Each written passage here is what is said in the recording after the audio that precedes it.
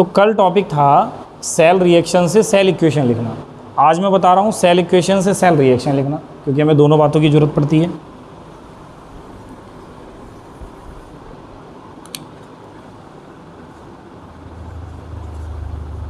Right cell reaction from cell equation. तो मैंने अभी लिखा ही था, चलो इसी सेल इक्वेशन की बात कर लेते हैं।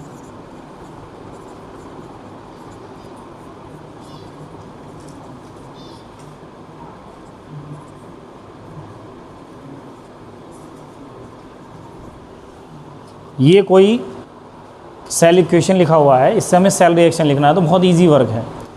जो स्टार्टिंग में एनोड लिखा है उस एनोड को आप हाफ रिएक्शन के फॉर्म में लिखेंगे, फिर जो कैथोड लिखा है उसको आप हाफ रिएक्शन के फॉर्म में लिखेंगे। फिर से वही राइट हाफ रिएक्शन। तो Zn सॉलिड से Zn+2 एक्वस। मैंने क्या कहा था, हाफ रिएक्शन लिखने के बाद आप उसको बैलेंस करेंगे, और बैलेंस करने के लिए दो बातें बैलेंस करनी है, एक नंबर ऑफ़ एटम और एक नंबर ऑफ़ चार्ज। पहले हम नंबर ऑफ़ एटम बैलेंस करते हैं, फिर चार्ज बैलेंस करते हैं, क्योंकि अगर आपने पहले चार्ज बैलेंस किया तो चार्ज बैलेंस हो गया, और फिर एटम बैलेंस करने लगे तो एटम बैलेंस बाद में करेंगे तो चार्ज फिर से बैलेंस, मतलब उसका गड़बड़ा जाएगा, अनबैलेंस होगा। तो इसलिए हमने क्या करना है, सबसे पहले नंबर ऑफ़ एटम बैलेंस करने। कितना जिंक है इधर, एक, उधर कितना जिंक है, एक, क्योंकि जो सामने नंबर लिखा होता है वो उसका एटम रिप्रेजेंट करता है, जो नीचे लिखा होता है वो उसका एटम को रिप्रेजेंट करता है। तो एक जिंक है, एक जिंक है, इधर बैलेंस है, नंबर ऑफ़ एटम बैलेंस है, चार्ज इधर 0 चार्ज और उधर कितना चार्ज है, +2 चार्ज है। तो आप क्या करेंगे, आपके पास चार्ज बैलेंस करने के लिए होते हैं नंबर ऑफ़ इलेक्ट्रॉन, और एक इलेक्ट्रॉन पर एक माइनस हम एज्यूम करते हैं। तो हम इलेक्ट्रॉन किस तरफ ऐड करते हैं, जिस तरफ चार्ज कम करना हो। इधर +2 चार्ज है, उधर 0 है, तो कम किस साइड करना है, इस साइड। तो कितना इलेक्ट्रॉन ऐड करोगे आप, अब 0 चार्ज हो गया ना। अब इधर तो आप +2 कर नहीं सकते थे, क्योंकि कोई प्लस वाला पार्टिकल तो आपके पास है नहीं, इलेक्ट्रॉन है। तो अब आपने ये 2 इलेक्ट्रॉन ऐड किए, तो ये ऑक्सीडेशन का रिएक्शन। और इस बार तो हमें पहले से ही पता है, क्योंकि सेल इक्वेशन लिखी है, तो सेल इक्वेशन में ये एनोड है, एनोड वही होता है जिस पर ऑक्सीडेशन होता है, तो ये लिखने की कोई ज़रूरत नहीं है। सीधे सेकेंड हाफ रिएक्शन आप नोट करेंगे, Cu+2 एक्वस से Cu सॉलिड। फिर वही, पहले आप इस हाफ रिएक्शन में नंबर ऑफ़ एटम बैलेंस करेंगे। कॉपर 1 है, इधर भी कॉपर 1 है, इधर चार्ज +2 है, उधर चार्ज कितना है, 0। तो क्या करेंगे, इसके लिए इलेक्ट्रॉन है फिर से भैया आपके पास, तो चार्ज इधर कम करना है, तो कितना इलेक्ट्रॉन ऐड कर देंगे, +2 इलेक्ट्रॉन। तो इसमें देखो लेफ्ट साइड ऐड हो रहे हैं, तो रिडक्शन रिएक्शन है, और वो सेल इक्वेशन में ऑलरेडी पता ही रहता है कि ये रिडक्शन है, कैथोड इसलिए लिखा था उसको, ठीक है। हमें सेल रिएक्शन लाना है, तो फिर इन दोनों हाफ रिएक्शन को क्या कर लेते हैं हम, ऐड। अगर किसी वजह से इधर नंबर ऑफ़ इलेक्ट्रॉन 2 थे, यहाँ 1 होता या 3 होते, माने सेम नंबर में इलेक्ट्रॉन नहीं होते, तो हम क्या करते हैं, उन नंबर ऑफ़ इलेक्ट्रॉन को सेम करते, मल्टीप्लाई करते किसी हाफ रिएक्शन में, और फिर ऐड करते। अब यहाँ क्या है, वहाँ भी 2 इलेक्ट्रॉन ऐड हो रहे हैं, यहाँ भी 2 इलेक्ट्रॉन ऐड हो रहे हैं, तो इस बार कोई मल्टीप्लाई करने की ज़रूरत नहीं है, सीधे इनको ऐड करेंगे दोनों इक्वेशन को। और ऐड करने पर क्या होगा, ये नंबर ऑफ़ इलेक्ट्रॉन क्या हो जाएंगे, कट हो जाएंगे। ऐसा इसलिए कर रहे हैं क्योंकि जब कोई रिएक्शन लिखी होती है तो उसमें नंबर ऑफ़ इलेक्ट्रॉन नहीं होते ना, तो वो इलेक्ट्रॉन कट हो जाने चाहिए। तो अब बाकी इसको ऐड करके लिख देंगे, Zn solid Cu+2 arrow Zn+2 aqueous और Cu सॉलिड। बात समझ में आ गई ना, कि जो सेल इक्वेशन है उससे सेल रिएक्शन कैसे करेंगे।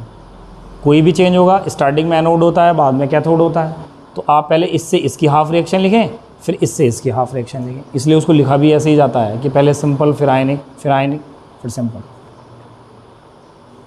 ठीक है। तो ये दोनों टॉपिक है ना क्लियर, किसी का क्वेश्चन हो तो बोलो। इलेक्ट्रोड पोटेंशियल, तो जिसको ये बहुत क्लियर है वो ज़रा एक बार मुझे बताओ, इलेक्ट्रोड पोटेंशियल किसको बोलते हैं। जो कौन, जो एनोड। हम किसी एनोड को कहते ही तब हैं जब ऑक्सीडेशन हो रहा है उस पर, तो फिर जो एनोड है ऐसे कैसे? बताओ कौन बताएगा? क्या होता है इलेक्ट्रोड पोटेंशियल?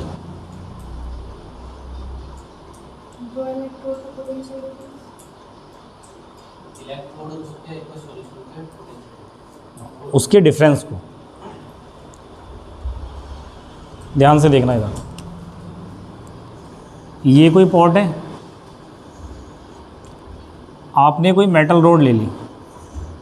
अब कोई क्या, ज़्यादातर हम जिंक को ही एज्यूम करके समझा रहे हैं और कर रहे हैं। ये जिंक है, जिंक रोड है ये।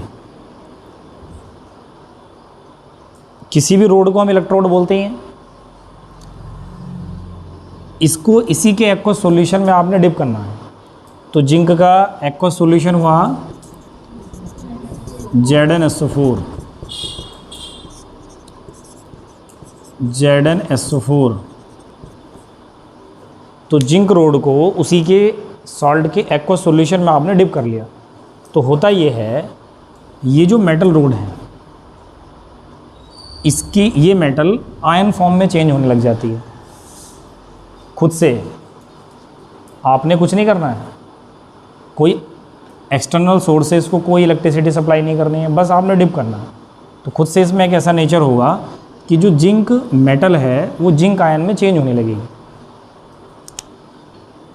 तो ये जो जिंक है यहाँ से जाने लगेगा इसमें एक्वस सॉल्यूशन में Zn+2 ion, Zn+2 ion, Zn+2 ion, ऐसे ऐसे जाने लगेंगे। जब एक जिंक आयन फॉर्म होगा तो कितने इलेक्ट्रॉन रिलीज़ होंगे?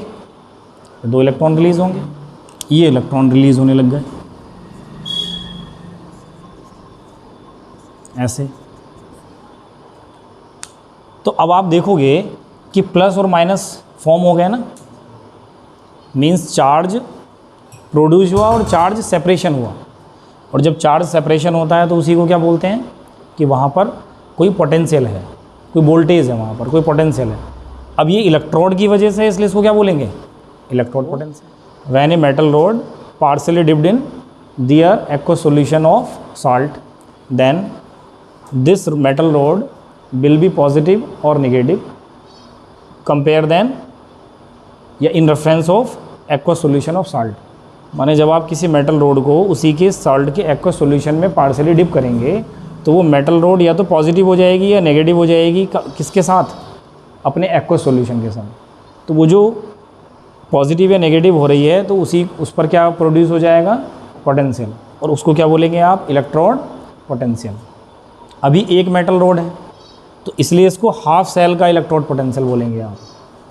इसको अगर लिखना चाहेंगे और ई से रिप्रेजेंट करते हैं इसको, इलेक्ट्रोड पोटेंशियल को। अब इसके इलेक्ट्रोड पोटेंशियल को रिप्रेजेंट करने के लिए आप इसको ऐसे लिख पाएंगे,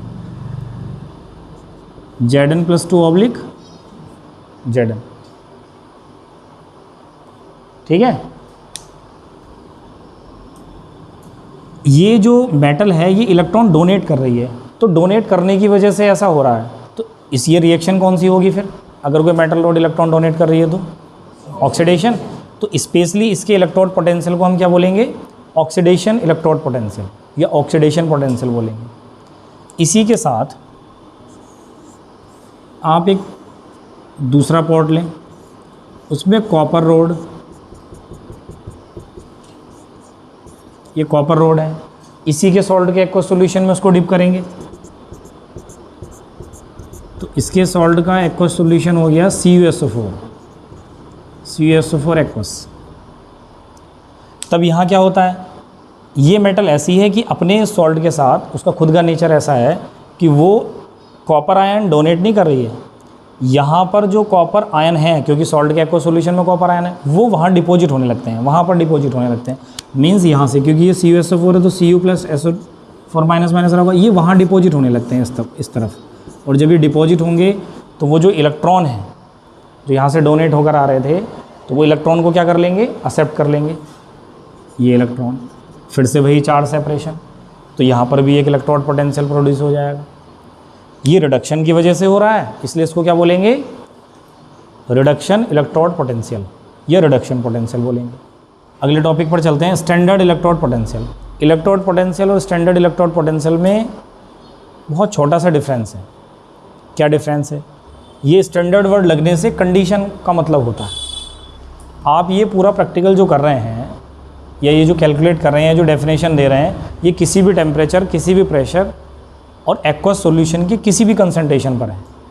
लेकिन अगर आप तीनों बातों को फिक्स कर लें, एक स्टैंडर्ड कंडीशन में ले लें, जैसे टेम्परेचर तो ले लें आप कितना 298 kelvin means 25 degree centigrade. Pressure कितना ले लें 1 atm या 1 बार। और जो एक्वस सॉल्यूशन का, सॉल्ट के एक्वस सॉल्यूशन का कंसंट्रेशन लेना है वो आप कितना लें, कंसंट्रेशन लें आप 1 मोलर। तब आप माने आपने जहाँ पर जिस रूम में आप ये कर रहे हैं या लैब में हैं तो वहाँ का टेम्परेचर 25 डिग्री सेंटीग्रेड होना चाहिए। मेटल जिंक है मान लीजिए, तो उसका सॉल्ट तो हो गया ZnSO4, उसके एक्वस सॉल्यूशन को जब आप लेंगे तो वो कितनी मोलरिटी का लेंगे 1 m ZnSO4 लेंगे। ये जहाँ पर प्रैक्टिकल हो रहा है वहाँ प्रेशर कितना होना चाहिए 1 atm या 1 बार। तब इस पर जो वोल्टेज जो पोटेंशियल प्रोड्यूस होगा, अब उसको बोलेंगे स्टैंडर्ड इलेक्ट्रोड पोटेंशियल। होना वही है, इसने इस मेटल ने अपने आयन फॉर्म में चेंज होना है और इलेक्ट्रॉन डोनेट करने हैं, पोटेंशियल प्रोड्यूस होना है। बस अब उस पोटेंशियल को क्या बोलेंगे स्टैंडर्ड इलेक्ट्रोड पोटेंशियल। स्टैंडर्ड इसलिए बोलेंगे क्योंकि ये प्रैक्टिकल में यहाँ पे करा लूँ या आप आपके कॉलेज लैब में हो या आपके घर पर हो, जो वैल्यू आएगी वो फिक्स आएगी अगर आपने स्टैंडर्ड कंडीशन रखी तो। और कितना आएगी वो वैल्यू, जिंक के लिए बता देता हूँ मैं, 0.76 वोल्ट।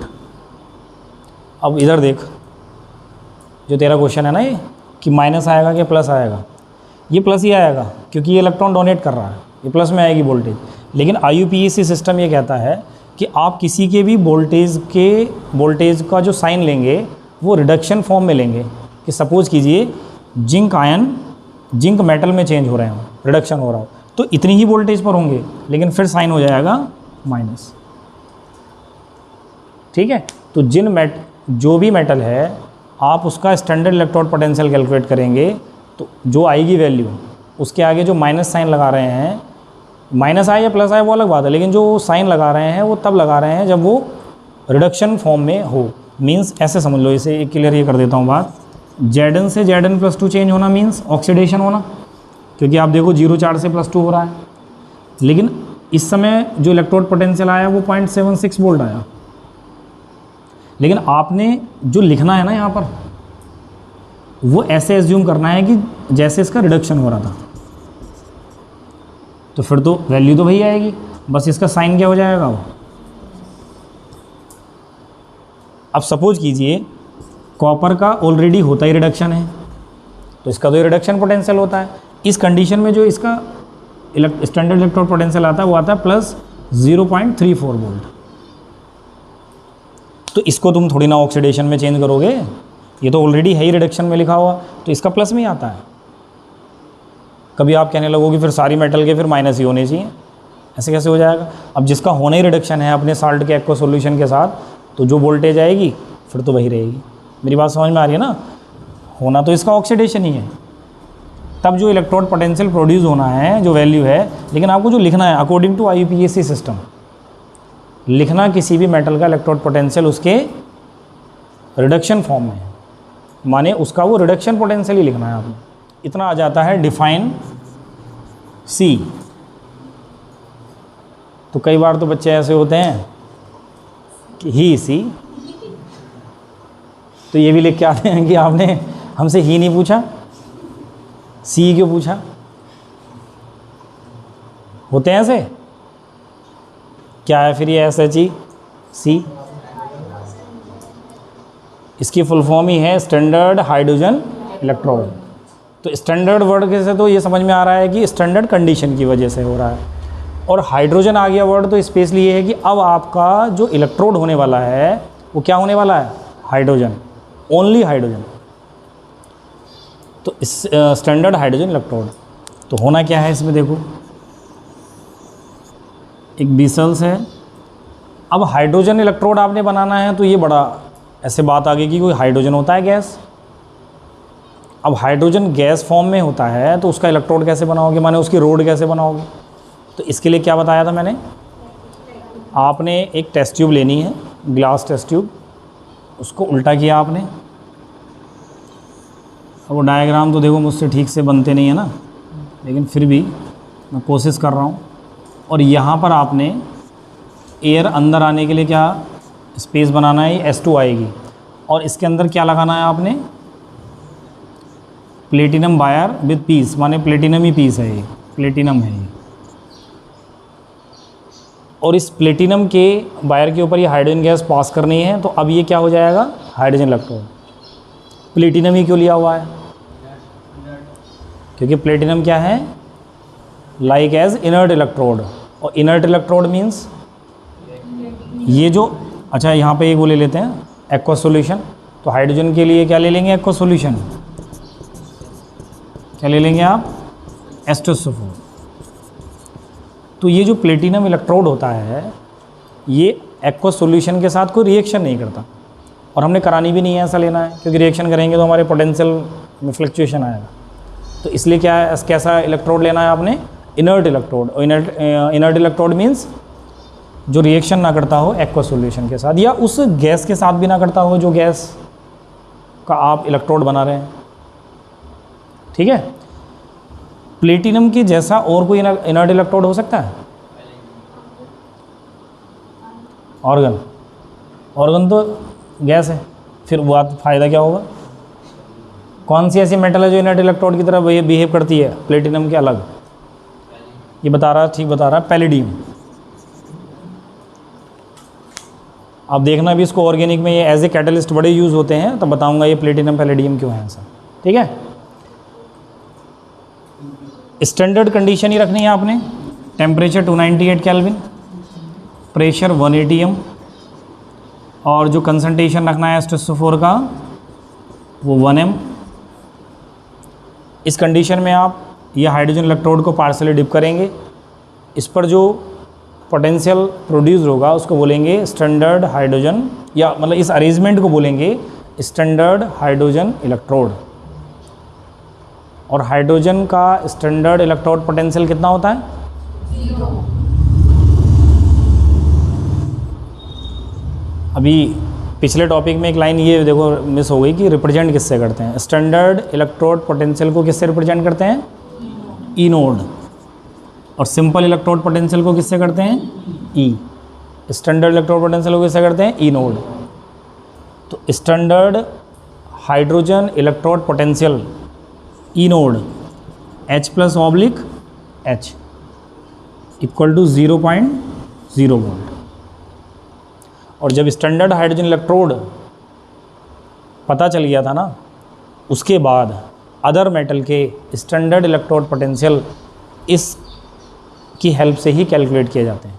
अगर इसका रिडक्शन हो रहा है तो H+ सिंगल लाइन S2, इधर कोई सेल आ रहा होगा तो सॉल्ट ब्रिज बना देंगे, जो भी आ रहा होगा, फिलहाल ऐसे लिखेंगे। तब आप ऐसे भी लिखेंगे, S2 गैस होता है ऐसे लिख देंगे, और यहाँ लिखेंगे थोड़ा सा कॉमा लगा के PT। ये क्लियर रहेगा ना, प्लेटिनम की हेल्प ली होगी हमने इसका इलेक्ट्रोड बनाने के लिए। और थोड़ा सा डिस्टेंस पर आप लिख सकते हैं 1 atm, और जहाँ एक्वस होता है वहाँ लिख सकते हैं आप 1 m, क्योंकि जब आयन फॉर्म होती है ना तो उसी के नीचे उसका कंसंट्रेशन लिख देते हैं। जो सिंपल फॉर्म होती है तो उसकी सिंपल फॉर्म को बता देते हैं कौन सी फिजिकल स्टेट में है, ये सॉलिड है कि गैस है, तो ये गैस होता है। कॉमा लगा के प्लेटिनम क्यों लिखा, क्योंकि गैस का इलेक्ट्रोड हम with the help of platinum create करते हैं, और 1 atm माने प्रेशर को बताना। ठीक है, तो ये रिप्रेजेंटेशन है। देखो इलेक्ट्रोकेमिकल सीरीज, जब हमने स्टैंडर्ड इलेक्ट्रोड पोटेंशियल बहुत सारी मेटल के कैलकुलेट कर लिए, गैसेस के भी कैलकुलेट कर लिए, हाइड्रोजन, क्लोरीन, ब्रोमीन, आयोडीन, इस टाइप से हमने कैलकुलेट कर लिए, और सारे के सारे किस फॉर्म में लिखे, रिडक्शन पोटेंशियल के फॉर्म में। इलेक्ट्रोड पोटेंशियल को, स्टैंडर्ड इलेक्ट्रोड पोटेंशियल को उन मेटल्स के आपने इंक्रीजिंग ऑर्डर में अरेंज कर लिया। तो स्टैंडर्ड इलेक्ट्रोड पोटेंशियल मेटल के जब आप इंक्रीजिंग ऑर्डर में अरेंज करेंगे तब आपको एक सीरीज़ मिल जाएगी, और उस सीरीज़ को ही बोलते हैं इलेक्ट्रोकेमिकल सीरीज। लिथियम है, तो ये मेटल है, ये एलिमेंट लिख सकते हैं, और ये उसका स्टैंडर्ड इलेक्ट्रोड पोटेंशियल है। ठीक है, यहाँ तो ये मुझे याद ही है 0.76 वोल्ट। ऐसे आप जाएंगे नीचे, फिर आएगा हाइड्रोजन। हाइड्रोजन का कितना है स्टैंडर्ड इलेक्ट्रोड पोटेंशियल? 0.0 वोल्ट। इसके नीचे कॉपर है, वो है प्लस 0.34 वोल्ट। Hg है, Ag है, Pt है, Au है। तो मेटल में देखेंगे आप, गोल्ड सबसे नीचे है, और गोल्ड का है 1.42 वोल्ट। ऐसे करके बहुत सारी मेटल लिखी हैं, और बीच में गैसेस भी हैं। ठीक है, तो उनमें जो है इनके सबके स्टैंडर्ड इलेक्ट्रोड पोटेंशियल लिखे हैं। तो आप देखोगे ये जो है इंक्रीजिंग ऑर्डर में लिखे हैं, क्योंकि उस तरफ प्लस में जा रहे हैं। तब इस सीरीज़ को हम बोलेंगे इलेक्ट्रोकेमिकल सीरीज़। तो जनरली कहें तो क्या हो गया, मेटल के स्टैंडर्ड इलेक्ट्रोड पोटेंशियल को इंक्रीजिंग ऑर्डर में अरेंज करने पर जो सीरीज़ हमें मिलती है उसको बोलते हैं इलेक्ट्रोकेमिकल सीरीज़। इसको हम एक्टिविटी सीरीज़ भी बोलते हैं, और 10th क्लास में इसको एक्टिविटी सीरीज़ ही बोलते हैं।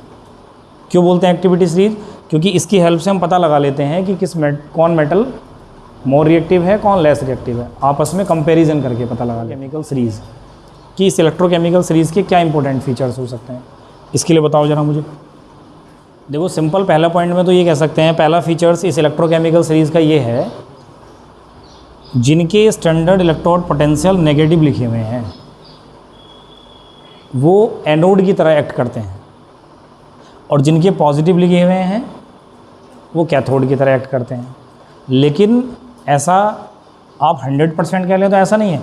अगर इन दोनों को साथ में लेके बनाएंगे ना आप, तो इसमें जो ज़्यादा निगेटिव है वो एनोड होगा, और जो कम निगेटिव है वो क्या होगा, कैथोड होगा। लेकिन जनरली तो हम यही कहेंगे कि इस इलेक्ट्रोकेमिकल सीरीज़ में जो नेगेटिव स्टैंडर्ड इलेक्ट्रोड पोटेंशियल है जिनके, वो एक्ट्स एज एनोड, और जिनके पॉजिटिव है acts as cathode. Second features, reduction level बढ़ता है।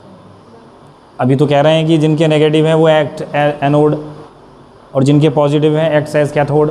तो कैथोड मीन्स रिडक्शन होना, और रिडक्शन होना मीन्स इलेक्ट्रॉन एक्सेप्ट होना। तो एक सेकंड फीचर्स ये है कि आप इस सीरीज़ में जब नीचे आएंगे, यहाँ पर आएंगे नीचे, तो जो रिडक्शन का नेचर है मेटल्स का वो क्या होगा, इंक्रीज़ करेगा। मीन्स उनकी इलेक्ट्रॉन एक्सेप्ट करने की जो टेंडेंसी है वो क्या होगी, इंक्रीज़ होगी। अब जैसे मान लीजिए रिडक्शन नेचर इंक्रीज़ हो रहा है, तो हम कह सकते हैं कि ऑक्सीडेशन नेचर डिक्रीज़ हो रहा है। थर्ड फीचर्स में कह देंगे, on moving from top to bottom in the electrochemical series the oxidation nature of metals decreases. फिर और फीचर्स क्या पता है, जिनका ऑक्सीडेशन होता है उनको क्या बोलते हैं, रिड्यूसिंग एजेंट, और जिनका रिडक्शन होता है उनको क्या बोलते हैं, ऑक्सीडाइजिंग एजेंट। उल्टा होता है ना, ऑक्सीडेशन होने पर क्या बोलते हैं, रिड्यूसिंग एजेंट, और रिडक्शन होने पर क्या बोलते हैं, ऑक्सीडाइजिंग एजेंट। तो अब ये ऊपर वाले क्या हुए फिर, माने जो टॉप पर हैं इलेक्ट्रोकेमिकल सीरीज़ में, उनका ऑक्सीडेशन बहुत फास्ट होता है, मोर रिएक्टिव मेटल्स हैं, तो उनका जो कैसा नेचर होगा फिर उनका, रिड्यूसिंग नेचर। तो हम कह सकते हैं इस केमिकल सीरीज़ में, इस इलेक्ट्रोकेमिकल सीरीज़ में आप नीचे आएंगे तो रिड्यूसिंग नेचर क्या होगा, डिक्रीज़ होगा। रिड्यूसिंग नेचर डिक्रीज़ होगा क्योंकि ऊपर ज़्यादा रिड्यूसिंग नेचर वाले हैं, और ऑक्सीडाइजिंग नेचर कैसा होगा, या ऑक्सीडाइजिंग एजेंट इंक्रीज़ करेंगे। माने सिंपल सा कहें कि इलेक्ट्रोकेमिकल सीरीज़ में टॉप पर होंगे रिड्यूसिंग एजेंट, और डाउन में या बॉटम में होंगे ऑक्सीडाइजिंग एजेंट। ये भी एक फीचर्स है, ये वेरी वेरी सुपर मोस्ट है। एप्लीकेशन ऑफ इलेक्ट्रोकेमिकल सीरीज़, माने आप इलेक्ट्रोकेमिकल सीरीज़ की हेल्प से क्या क्या फाइंड या क्या क्या डिटरमाइन कर सकते हैं। एप्लीकेशन ऑफ इलेक्ट्रोकेमिकल सीरीज़, क्या है एप्लीकेशन इसके। पहला एप्लीकेशन है रिएक्टिविटी ऑफ मेटल्स। तो ये तो आपको मैंने फीचर्स में समझ में आ गया होगा। रिएक्टिव ऑफ मेटल्स में क्या है, इलेक्ट्रोकेमिकल सीरीज़ में टॉप पर कौन है, मोर रिएक्टिव मेटल्स हैं, और बॉटम में कौन है, लेस रिएक्टिव मेटल है। आपस में कंपैरिजन करें तब, या ये कह लें कि जिन मेटल्स के standard electrode potential more negative होंगे वो मोर रिएक्टिव होंगे, जिनके स्टैंडर्ड इलेक्ट्रोड पोटेंशियल पॉजिटिव होंगे वो लेस रिएक्टिव होंगे। क्योंकि वो क्या होंगे, जो मतलब स्टैंडर्ड इलेक्ट्रोड पोटेंशियल नेगेटिव है, इसका मतलब क्या हुआ कि वो ईजिली और फास्टली इलेक्ट्रॉन डोनेट करेंगे, तो इसलिए वो मोर रिएक्टिव होंगे।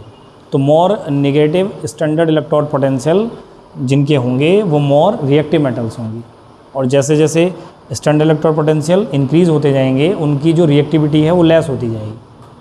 तो सबसे पहला एप्लीकेशन तो क्या है, हम इलेक्ट्रोकेमिकल सीरीज की हेल्प से रिएक्टिविटी ऑफ मेटल फाइंड कर सकते हैं। सेकंड क्या है, फिजिबिलिटी ऑफ रिएक्शन, माने रिएक्शन होने का चांस है या नहीं है। दो मेटल में दो मतलब सेल, एक तरीके से ये भी कह सकते हो आप, फिजिबिलिटी ऑफ रिएक्शन मीन्स दो मेटल को लेके कोई सेल पॉसिबल है कि नहीं है। तो फिजिबिलिटी ऑफ रिएक्शन मीन्स ये है। फिजिबिलिटी ऑफ रिएक्शन का मतलब ये होता है, पता है नहीं पता? फिजिबिलिटी ऑफ रिएक्शन का मतलब ये है, सपोज कीजिए आपकी इलेक्ट्रोकेमिकल सीरीज में, सपोज के कीजिए इलेक्ट्रोकेमिकल सीरीज में कॉपर डाउन में है और जिंक है ऊपर, क्योंकि यही सेल हम मोस्टली बना रहे हैं ना बार बार, जिंक रोड और कॉपर रोड। अब आपने कॉपर को एक्स एज एनोड की तरह काम किया, मानो एक बात, प्रैक्टिकली तो पॉसिबल है नहीं कि कॉपर को आप एनोड बना लो, हमारा मन थोड़ी ना है कि इसको एनोड बन जा भाई तू और तू कैथोड बन जा, ऐसा तो होता नहीं। आपने न्यूमेरिक ऐसा समझो कि इसका जो स्टैंडर्ड इलेक्ट्रोड पोटेंशियल है वो ये है और इसका कितना है,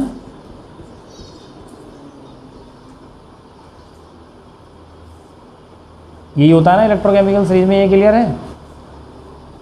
अभी जब मैं स्टैंडर्ड इलेक्ट्रोड पोटेंशियल बता रहा था तो हाफ सेल का बता दिया था मैंने, एक टॉपिक चला यहाँ पर बता देता हूँ। अगर पूरे सेल का स्टैंडर्ड इलेक्ट्रोड पोटेंशियल लिखा जाए तो क्या फॉर्मूला होता है, E naught cell equal to होता है ई नोड कैथोड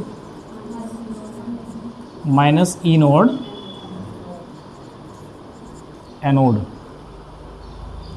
ये पूरे सेल का स्टैंडर्ड इलेक्ट्रोड पोटेंशियल है। ये वहाँ पर थोड़ा सा मिस हुआ, नहीं तो आप देखो मुझे वहीं बताना चाहिए था स्टैंडर्ड इलेक्ट्रोड पोटेंशियल में। लेकिन चलिए, वो जब मैं बता रहा था आपको एक एक रोड का बता रहा था अलग, कि एक रोड को आपने पार्सली उसी के सॉल्ट के एक्वस सॉल्यूशन में डिप किया, तब जो पोटेंशियल प्रोड्यूस हुआ उसको आप बोल रहे थे स्टैंडर्ड इलेक्ट्रोड पोटेंशियल।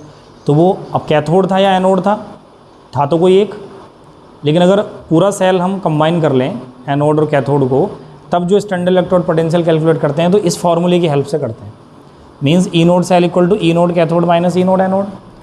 अब अगर तुम ये फिजिबिलिटी ऑफ रिएक्शन वाले टॉपिक पर आ जाओ, सपोज करो तुम प्रैक्टिकली एनालाइज नहीं कर रहे, तुम न्यूमेरिकल वाइज इसको एनालाइज करना चाह रहे हो, आपने खुद से एज्यूम कर लिया कि यार ये एनोड है, माने मैं ये वैल्यू एनोड की जगह लिख देता हूँ और ये वैल्यू कैथोड की जगह लिख देता हूँ, कि माने मैंने इसको कैथोड एज्यूम कर लिया। तो जब आप इस फॉर्मूले में वैल्यू लिखेंगे तो माइनस 0.76 माइनस ये प्लस का है तो 0.34। अब आप इसको सोल्व करोगे, जो वैल्यू आएगी वो माइनस में आएगी ना, और माइनस में आएगी तो इससे क्या हो रहा है कि वो सेल पॉसिबल नहीं है, क्योंकि सेल पॉसिबल होने के लिए ई नोड सेल की वैल्यू कितना होनी चाहिए, पॉजिटिव। तो हम इलेक्ट्रोकेमिकल सीरीज़ की हेल्प से बिना प्रैक्टिकल के ये कैलकुलेट कर सकते हैं कि वो रिएक्शन पॉसिबल है या नहीं। तो फिजिबिलिटी ऑफ रिएक्शन मीन्स ये है कि जो सेल में रिएक्शन होने वाली है, oxidation reduction means redox reaction होने वाली है, वो पॉसिबल है भी या नहीं है। प्रैक्टिकली तो हमें पता चलेगा ही, हम प्रैक्टिकली खुद से डिसाइड नहीं करते हैं नोड है क्या थोड़ा, वो तो जब वो दो रोड लगती हैं तो आपस में कंपैरिजन में जो मोर रिएक्टिव होती है वो इलेक्ट्रॉन डोनेट करती है और जो लेस रिएक्टिव होती है उस डोनेटेड इलेक्ट्रॉन को एक्सेप्ट कर लेती है, ठीक है ना। लेकिन कॉपी पर हमें वैल्यू दे दें और ये कहें कि सेल पॉसिबल है नहीं है, तब आप इस फॉर्मूले का यूज़ करेंगे, और इस फॉर्मूले का यूज़ करेंगे ई नोड सेल की वैल्यू अगर नेगेटिव आ रही है तो आप कहेंगे ये रिएक्शन पॉसिबल नहीं है, मीन्स ये सेल पॉसिबल नहीं है। तो ये हमें किससे पता चल रहा है, with the help of ECS electrochemical series. Displacement of metal from salt, third application. इसको कैसे समझेंगे,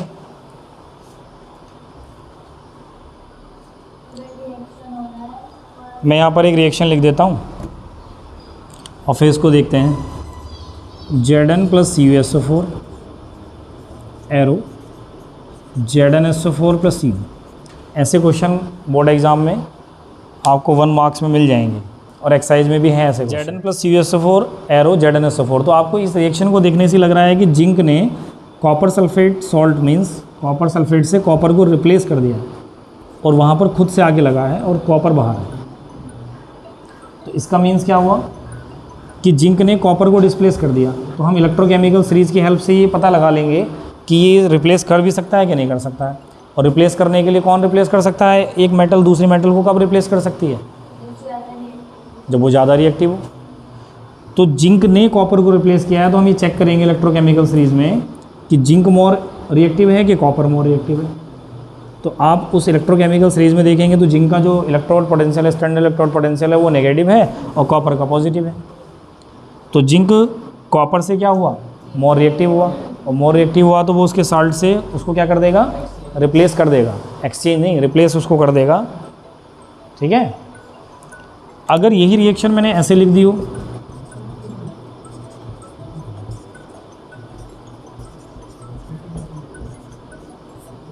Cu plus ZnSO4 arrow CuSO4 plus Zn।